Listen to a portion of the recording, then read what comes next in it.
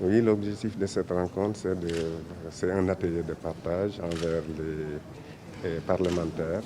C'est une étude qui porte sur les déterminants sociaux et culturels du non-enregistrement des faits d'état civil, cofinancé par le Fonds des Nations Unies pour la population et l'UNICEF. Et il est porté par la direction du développement du capital humain. On peut retenir de l'étude, comme vous pouvez le constater, les faits d'état civil, c'est des faits fondamentaux dans la vie d'un individu. Et c'est aussi une source démographique, ce qui fait que l'étude a pu montrer que dans certaines régions, il y a des taux extraordinaires et de non-enregistrement des faits d'état civil, que ce soit au niveau des naissances, des mariages, mais aussi des décès. Parce que généralement, les gens pensent que certains, surtout les analphabètes et d'autres, qui sont au niveau un peu plus reculés, au niveau les ruraux par exemple, ils pensent que le fait d'avoir un acte d'état civil, ce n'est pas important. D'autres jugent que le fait d'avoir un acte d'état civil, c'est une arme pour les femmes, d'avoir plus de position au niveau de la société ou envers leur mari. Tout ça est ressorti dans cette étude.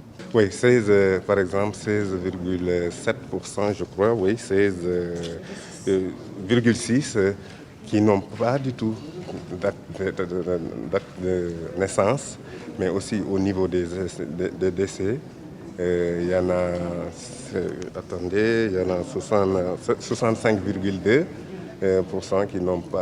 qui sont décédés et qui n'ont pas été déclarés.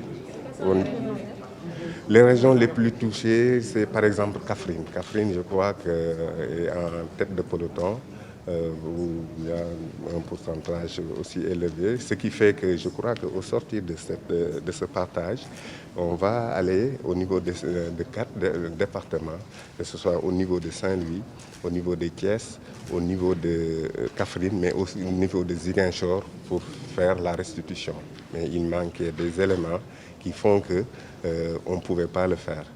Mais on a commencé par nos honorables députés pour au moins avoir un plaidoyer fort, parce que c'est eux qui représentent le peuple, au moins au sortir de cette rencontre, pour qu'ils puissent être outillés pour que dans les prochains jours, ils puissent parler. Je pense que l'Assemblée nationale, les députés que nous sommes, les parlementaires, nous avons un rôle fondamental à jouer par rapport à cette question.